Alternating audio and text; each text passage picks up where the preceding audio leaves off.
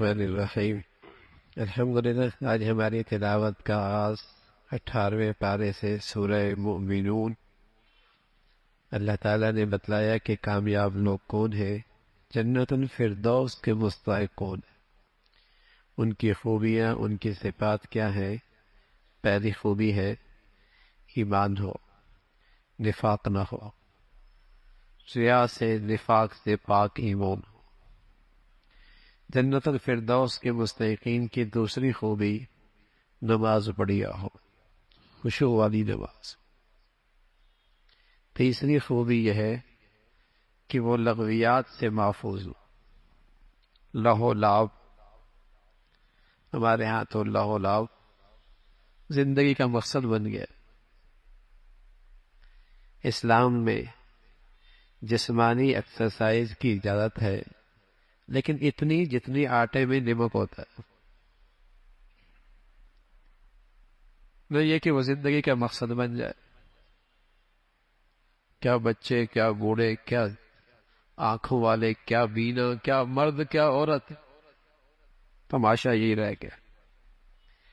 ایمان والوں کی خوبی ہے لغویات سے محفوظ رہتے، فضول جس کا نہ دنیا نہ آخرت کا فائدہ۔ چوتھی خوبی زکوٰۃ دیتے، یعنی حقوق اللہ کا بھی خیال رکھتے ہیں، حقوق العباد کا بھی خیال رکھتے ہیں۔ پاک دامن ہے، پاک دامن، عہد کرتے ہیں تو پورا کرتے ہیں، امانتوں کی حفاظت کرتے ہیں۔ صرف نماز نہیں پڑھتے، نماز پورے آداب اور شرائط کے ساتھ پڑھتے ہیں، وقت کے ساتھ پڑھتے ہیں، جماعت کے ساتھ پڑھتے ہیں، مسجد میں پڑھتے ہیں، پورے آداب کے اس ساتھ نماز کی حفاظت کرتے ہیں۔ فرمایا یہ خوبیاں ہیں جنت الفردوس میں جانے والوں کی، یہ ان کی خوبیاں ہیں۔ فرمایا یہ وارث ہیں جنت کے۔ دنیا میں کوئی مالک نہیں ہے گھر کا، یہاں تو سب ٹرسٹی ہیں، مالک آخرت میں ہوں گے۔ یہاں سب ٹرسٹی ہیں، مالک دنیا جب چاہے گا شفٹنگ کرنی پڑے گی، لیکن جسے وہ گھر مل گیا مالک بن جائے گا، کبھی وہاں سے شفٹنگ نہیں ہو، اس کا اللہ مالک بنا دے۔ یہاں تو سب کرائے پہ ہیں، پہلے ابا رہتے تھے اب بیٹا رہتا ہے، پہلے دادا رہتے تھے اب پوتا رہتا ہے، یہاں تو شفٹنگ ہو رہی ہے۔ اولئک هم الوارثون، وہ جو جنت الفردوس ملے گے اس کا مالک بنا دیں گا، پھر وہاں سے شفٹنگ نہیں ہو۔ یہ کیوں کر ہوگا؟ فرمایا ہاں ہوگا، جس اللہ نے انسان کو پیدا فرمایا ایک نطفے سے، اور پھر اس کے اندر مختلف ادوار اور مختلف کیفیات، اور پھر اس کے اندر زندگی پیدا کی، اس اللہ کے لیے کیا مشکل۔ پھر حضرت نوح علیہ السلام کا تذکرہ، ان کی توحید کی دعوت، قوم کا انکار، قوم کا مذاق اڑانا، پھر اللہ کی طرف سے آیا ہوا عذاب جس سے وہ ساری قوم غرق ہو گئی، ایمان والے محفوظ ہو گئے۔ پھر کے بعد دیگری انبیاء آتے رہے اور اللہ کی توحید کا پیغام سناتے رہے۔ ہارون، موسیٰ علیہ السلام بھی فرعون کے پاس آئے، ان کے لو لشکر نے تکبر کا مظاہرہ کیا۔ اللہ نے اپنے پیغمبروں کے واسطے سے پوری امت کو تلقین فرمائی ہے حلال کھانا، حلال، حلال کی اپنی برکتیں ہیں، نیکی کے جذبات پیدا ہوتے ہیں، حرام کی اپنی نحوست ہے، گندگی کے جراثیم پیدا ہوتے، گناہوں کے جراثیم پیدا ہوتے۔ حلال کھانا، حلال کھاؤ گے تو نیکی کرنا آسان ہو جائے گی، حرام کھاؤ گے تو نیکی کی توفیق چھن جائے گی۔ حرام مال اور حرام مال سے پرورش جسم وہ جہنم کا زیادہ مستحق ہوتا ہے، حلال اور پاکیزہ کھانے والا جو نیکیوں پہ کھڑا کر دے وہ جنت کا مستحق بنا دیتا۔ ہر نبی کے پیروکار آپس میں نفرتوں کا شکار ہوئے، ٹکڑوں میں تقسیم ہو گئے جب نبی کی تعلیمات کو چھوڑ دیا۔ قوم تقسیم اسی وقت ہوتی ہے، فرقوں میں ہو یا گروہوں میں ہو یا جماعتوں میں ہو یا زبان کی بنیاد پر ہو یا علاقیت کی بنیاد پر ہو، جب نبی کی تعلیمات کو چھوڑتی، ورنہ نبی کی تعلیم تو انسانیت کو اکٹھا کرتی، امت کو بھائی چارے کی فضا میں، بھائی چارے کی خوبصورت لڑی میں پرو دیتی ہے۔ جب بھی یہ امت ٹوٹتی ہے، انسانیت ٹوٹتی ہے، پیغمبر کی تعلیمات سے دور ہونے کی وجہ سے ٹوٹتی ہے، پھر نئے نئے بت تراشے جی جاتے، فرقہ، زبان، علاقہ، وطن، سیاسی جماعت، نفرتوں کی آگ لگتی ہے، پھر یہ نئے بت ہوتے۔ جب تعلیمات نبوی چھوڑی جاتی ہے تو پھر نفرتوں کا شکار ہوتا ہے۔ اس کا تذکرہ فرمایا اگر حق ان باطل پرستوں کے پیچھے چل پڑے تو دنیا میں فساد برپا ہو جائے۔ اللہ کی ذات ہے زمین و آسمان کے پیدا کرنے والی، انسان کو ان گنت نعمتوں سے نوازنے والی، اس کا تذکرہ فرمایا۔ وہ زندگی دینے والا، وہ موت دینے والا ہے۔ ایک دن آنے والا ہے جب انسان دو حصوں میں تقسیم ہو جائے گی، اور یہ تقسیم نیکی اور بدی کی وجہ سے ہوگی، نیکی اور بدی کی وجہ سے ہوگی۔ نیک لوگوں کے نام اعمال بھاری ہوں گے، برائی کرنے والوں کی نیکیوں کا پلڑا ہلکا ہوگا، ان کے چہرے سیاہ ہو جائیں گے، ذلت اور رسوائی میں ہمیشہ رہیں گے۔ اور وہ کہیں گے کہاں ہیں آج وہ لوگ جن کا ہم دنیا میں دین پہ چلنے کی وجہ سے مذاق اڑایا کرتے؟ دنیا میں شیطانیت انتہا درجے کے ہوتی ہے جب وہ دین والوں کا بھی مذاق اڑانے لگتا ہے۔ اس کا تذکرہ فرمایا۔ پھر جب قبروں سے اٹھیں گے پوچھا جائے گا کتنے سے لیٹے؟ لبثت یوما او بعض یوم، ایک دن یا آدھا دن۔ آدم سے لے کر قیامت تک جب قبر میں لیٹا ہے کہے گا ایک دن ایک رات، اس لیے کہ وہ ہولناک دن جو آنے والا ہے سب کچھ ماضی بھول جائے گا۔ تو میں تمہیں اللہ نے محض کھیل تماشوں کے لیے نہیں پیدا کیا، بیکار نہیں پیدا کیا، تمہاری زندگی کا ایک مقصد ہے، اس رب کی احسان شناسی ہے، اس کی بندگی ہے، اس کا تذکرہ فرمایا۔ پھر سورہ نور ہے۔ دو صورتیں ایسی ہیں، ایک سورہ نساء، ایک سورہ نور۔ حضرت عائشہ فرمایا کرتی تھی اپنی عورتوں کو سکھایا کرو۔ اللہ کے نبی فرمانا کہ سورہ مائدہ مردوں کو سکھایا کرو، سورہ نساء، سورہ نور عورتوں کو سکھایا کرو۔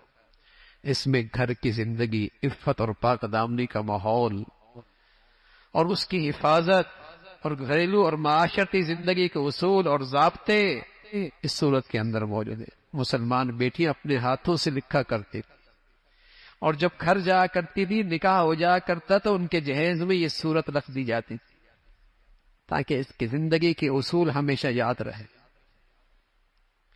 گھر ٹوٹتا ہی تب ہے جب معاشرے سے شرم و حیا اڑ جاتا ہے۔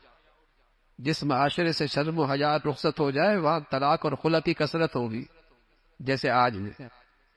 اگر آپ عدالتوں میں جائیں تو 99% کیسز طلاق اور خلع کے ہیں، وہ رہنا نہیں چاہتی، رکھنا نہیں چاہتا۔ جس معاشرے میں بے حیائی اسکول سے لے کر یونیورسٹی تک ہو جائے گی نا، بے حیائی اکٹھی ہوگی، تو وہاں کبھی گھر نہیں بنا کرتے، اور وہاں کبھی ازواجی رشتوں میں اعتماد نہیں رہا کرتا۔ بھول گیا آج مسلمان اپنے دین کے اصولوں کو۔ تو سورہ نور کے اندر پہلا حکم ہے، فرمایا سورۃ انزلنا۔ خیال رکھنا یہ ہم نے اتارا، کسی انسانوں کے بنائے ہوئے یہ اصول اور ضابطے اور قوانین نہیں ہیں، ہم نے اتارے۔ یہ انداز قرآن میں کسی اور صورت میں نہیں ہے، اس صورت میں خاص طور پہ اللہ نے یہ ہم نے اتارا ہے، یہ قوانین ہمارے ہیں۔ اور خاص طور بتایا زانی مرد اور زانی عورت، اگر یہ شادی شدہ نہیں ہے تو ان کو کوڑوں سے مارو، کوڑوں مارو، اور اگر یہ شادی شدہ ہیں اور پھر بدکاری کرتے انہیں پتھروں سے سنسار کرتے۔ اس میں اللہ کے نبی کے احادیث موجود ہیں۔ اسلام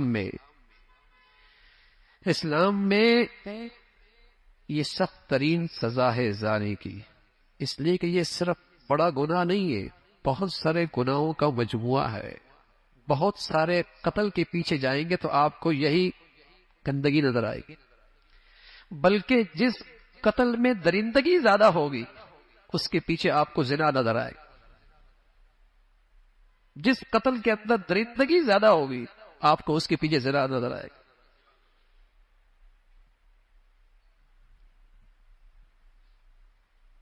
جس قتل میں درندگی زیادہ ہوگی وہاں پیچھے آپ کو یہ گندگی نظر آئے گی۔ بہت سارے قتلوں کی بنیاد یہی ہے، اس لیے اسلام اپنے پاکیزہ معاشرے میں اس کی گنجائش نہیں رکھتا۔ سزا دو لیکن بڑے مجمع میں دو اگر تم ایمان والے ہو۔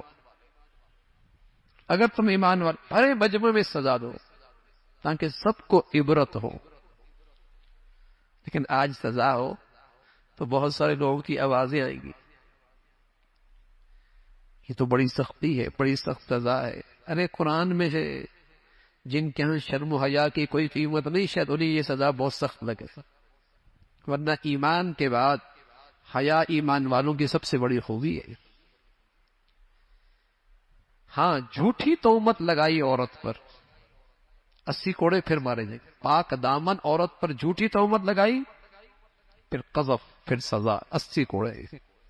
اسلام میں جہاں سزا سخت ہے وہاں اس کے ثبوت کے لیے شرائط بھی سخت ہے کہ 4 گواہ لے کے آنا، گواہی لے کے آؤ۔ عورت نے اپنی بیوی پہ تہمت لگا دی، گواہ نہیں تو لعان ہوگا۔ شریعت کا ایک حکم ہے کہ دونوں قسمیں کھائیں گے، اپنے اوپر لعنت کریں گے 5 مرتبہ، پھر ان دونوں کے درمیان طلاق واقع ہو جائے گی۔ پھر واقعہ افک ہے، حضرت عائشہ رضی اللہ تعالیٰ عنہ اللہ کے نبی کے ساتھ ایک غزوے میں تشریف لے گئی، واپس آ رہے تھے، غزوہ بڑی مستلق غزوہ تھا۔ راستے میں ایک جگہ پڑاؤ ڈالا اور اس پڑاؤ کے موقع پہ آپ قضاء حاجت کے لیے تشریف لے گئی، وہاں آپ کا ہار گر گیا تھی، آپ ہلکی پھلکی، سواری کے اوپر پردہ موجود تھا، اس کے اندر آپ بیٹھتی تھی، آگے ایک آپ کا اونٹ چلانے والا ایک آدمی موجود تھا، قافلہ روانہ ہو گیا، سمجھے کہ شاید آپ تشریف فرما ہیں، اندر ہی اونٹ پر موجود ہے، لیکن آپ تو موجود نہیں تھی۔ آپ واپس آئیں، قافلہ روانہ ہو چکا تھا، آپ وہیں چادر ڈال کے بیٹھ گئی اس خیال سے کہ اگلی جگہ جہاں پڑاؤ ڈالیں گے میں نہیں ہوں گی تو واپس آگے مجھے لے جائیں گے۔ پیچھے سے صفوان رضی اللہ تعالیٰ عنہ آ رہے تھے، اللہ کے نبی نے ان کی ذمہ داری یہی رکھی تھی، قافلے میں کوئی گری پڑی چیز کو تم پیچھے سے آ کے دیکھ لیا کرو۔ جب آئے تو عائشہ کو پردے کا اب تک حکم جب نہیں آیا تھا تو دیکھا ہوا تھا، اب پردے کا حکم آ گیا۔ حضرت صفوان فرماتے ہیں کہ جیسے ہی میں نے دیکھا تو میں نے کہا انا للہ و انا راجعون، کہ پیچھے رہ گئی اماں جان، آپ نے چادر کر لی، اس نے سواری قریب کی، کجاوے میں بیٹھ گئی، مدینہ پہنچ گیا۔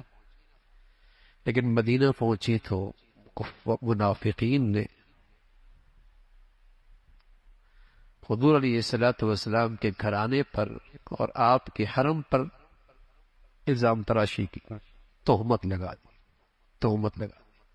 یہ واقعہ اس کے اندر ذکر فرمایا، اور تاریخ انسانیت میں کہیں ایسا نہیں ہوا کہ کسی کے پاک دامنی کے لیے اللہ نے وحی بھیجی ہو، لیکن حضرت عائشہ کو اللہ نے یہ اعزاز بخشا کہ آپ کی پاک دامنی کے لیے اللہ نے آسمان سے قرآن کے آیتیں بھیجی۔ لیکن اب بھی کوئی بدبخت آدمی آپ کی پاک دامنی کا قائل نہ ہو تو قرآن کا منکر ہے، قرآن کی آیت کا انکار کر۔ تو آپ کی پاک دامنی کا اعلان اللہ نے آسمانوں سے کیا اور کئی ساری آیتیں بھیجی، اس کا تذکرہ فرمایا اور تلقین فرمائی ایمان والوں سے کہ آئندہ تم کبھی کسی مسلمان کے اوپر الزام لگانے میں ان منافق صفت لوگوں کا ساتھ نہ دیا کرو۔ پھر اللہ نے مذمت فرمائی ان لوگوں کی جو مسلمان معاشرے میں بے حیائی اور فحاشی کو فروغ دیتے۔ جب قرآن کی یہ آیت اتری ان الذین یحبون ان تشیع الفاحشہ فی الذین آمنوا لہم عذاب علیم، اس وقت مدینہ کا ماحول بہت محدود تھا، وہاں ایسا منظر نہیں تھا کہ مسلمان معاشرے میں کوئی بے حیائی پھیلائے۔ لیکن آج دیکھیے نا، ہر چیز کے بیچنے کے لیے بے حیائی کو ہتھیار کے طور پہ استعمال کیا جاتا، ہر خبر کو پیش کرنے کے لیے بے حیائی کو پہلے پیش کیا جاتا۔ اللہ کے کلام میں فرمایا ایسے بدترین لوگ ہیں جن پر اللہ کا عذاب دنیا میں اور آخرت میں، جو مسلمان معاشرے کو خراب کرتے ہیں، اسلامی سوسائٹی کو بربادی اور ہلاکت کی طرف لے کے آتے ہیں، چھوٹے اغراض کے لیے، ذاتی مفاد کے لیے، چھوٹے چھوٹے نفع کے لیے مسلمانوں کا معاشرہ گندا کرتے۔ دردناک عذاب کی وعید قرآن میں موجود ہے۔ اس موقع پہ ایک مخلص مسلمان اس موقع پہ اس کی زبان پر بھی یہ بات آ گئی جو منافقین کے زبانوں پر تھی. تو ابو بکر رضی اللہ تعالیٰ عنہ ان کی بڑی خدمت کیا کرتے، ان کے ساتھ تعاون کیا کرتے تھے. تو آپ نے فرمایا اب آئندہ میں اس کا تعاون نہیں کروں گا. تو اللہ رب العزت کی طرف سے آیت ہے تم تو بڑے آدمی ہو، جب میں نے معاف کر دیا ہے تم بھی معاف کر دو. کیا تم نہیں چاہتے کہ اللہ تمہیں جلدی معاف فرما دے؟ حضرت صدیق فرمانے گئے اللہ میں چاہتا ہوں آپ میری جلدی معافی فرما دے، میں نے بھی معاف کر دیا. اور پہلے سے بڑھ کر اس کے ساتھ تعاون کرنے لگ گئے، اس کے ساتھ مدد کرنے لگے. پھر فرمایا حضرت عائشہ کو دیکھنا ہے تو آپ کے شوہر محمد رسول اللہ کو دیکھ.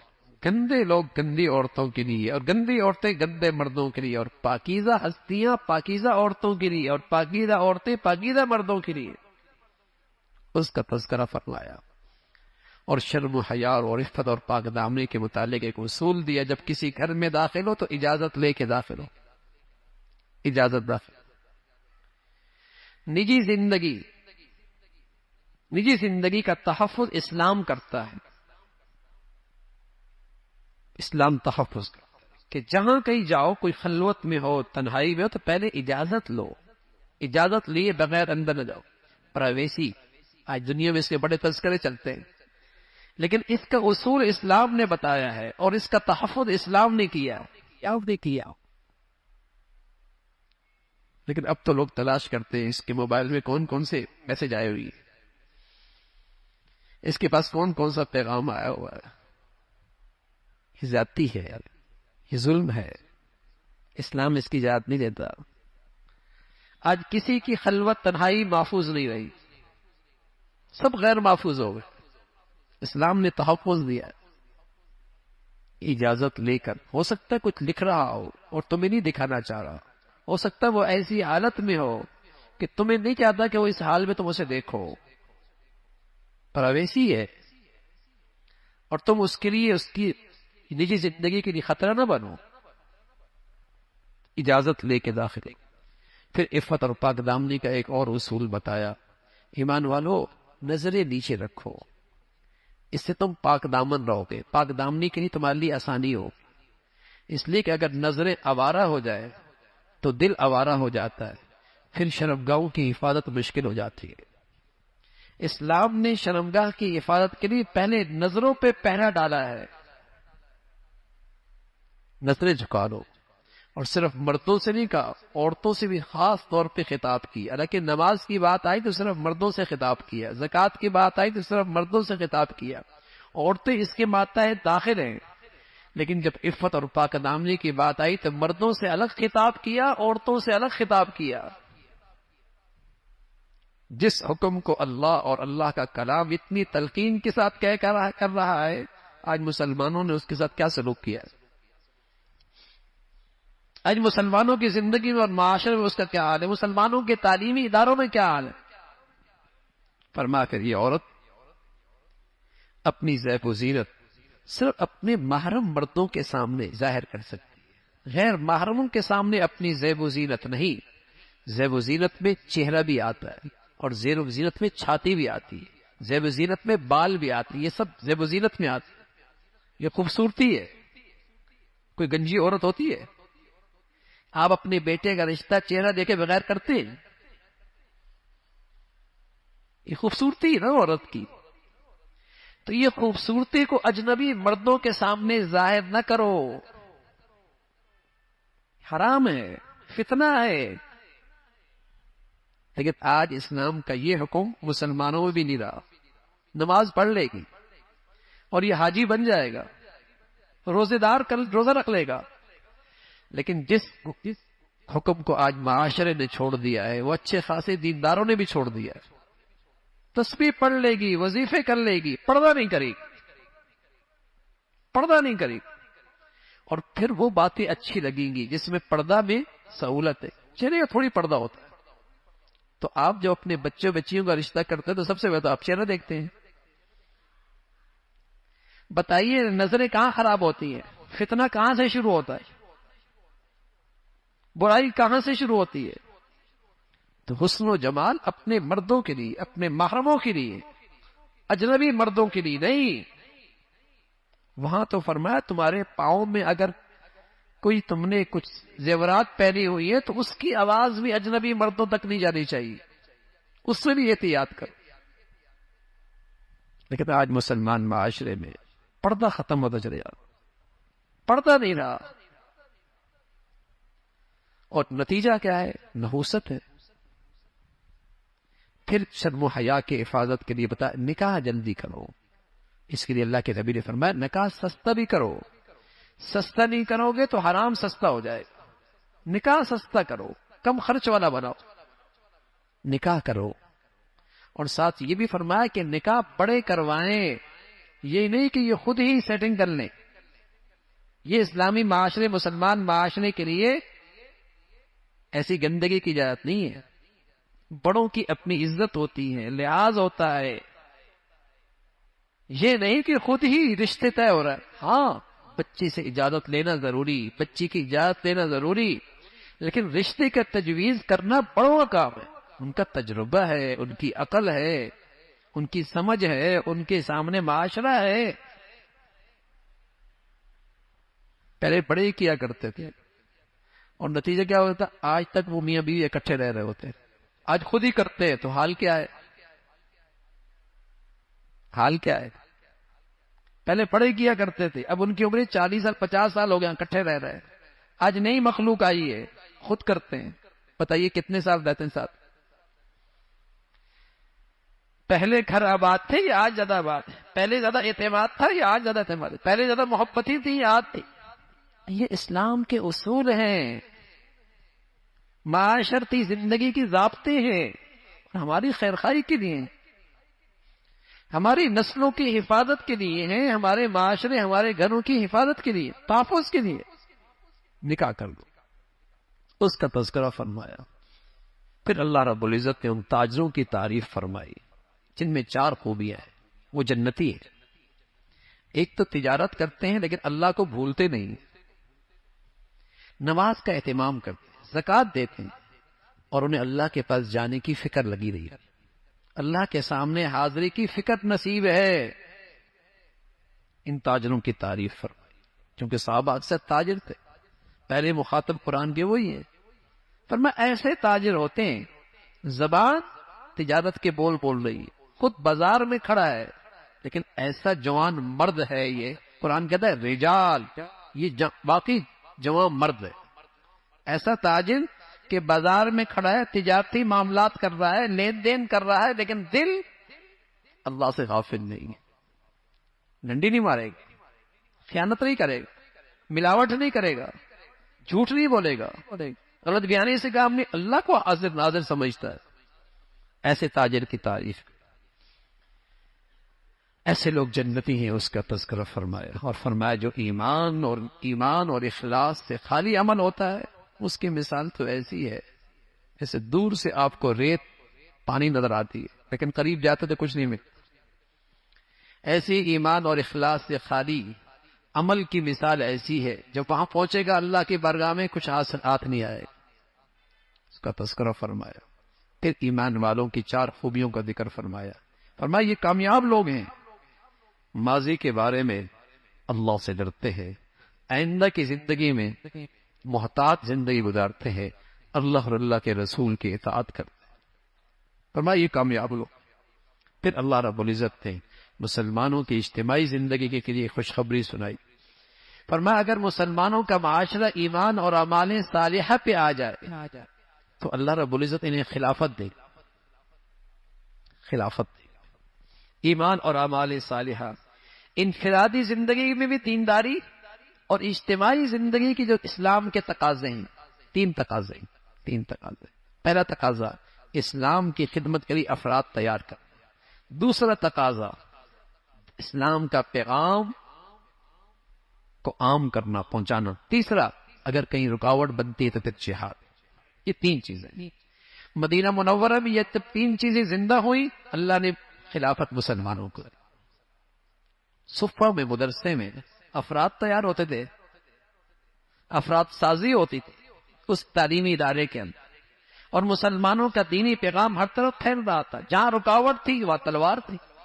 پھر اللہ نے مسلمانوں کو خلافت، جب تک یہ امت میں یہ چیزیں رہی، اللہ نے مسلمانوں کو غلبہ نصیب فرمایا، اور ساتھ فرمایا اگر تم ایسا کرو گے تمہارا خوف امن سے بدل جائے گا اور تمہارا دین دنیا پہ غالب ہو جائے گا۔ پھر ایمان والوں کو تلقین فرمائی، ایمان والو گھر میں داخل ہو تو اجازت لے کے داخل ہو، اور کچھ وقت تو ایسے جو خاص خلوت کے ہوتے ہیں جس سے جسم کے زائد کپڑے اتر جاتے ہیں۔ دوپہر کا وقت ہوتا ہے، عشاء کے بعد کا وقت ہے، فجر سے پہلے کا وقت ہے، آدمی زائد کپڑے اتار دیتا ہے۔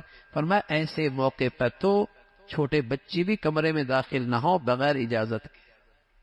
اسلام اپنے معاشرے کو پاکیزہ رکھنا چاہتا ہے، صاف ستھری معاشرت رکھنا چاہتا ہے، جہاں کہیں گندگی نہ ہو، بے حیائی نہ ہو، شرم و حیا کا کہیں ہیرا یہ چٹک نہ جائے۔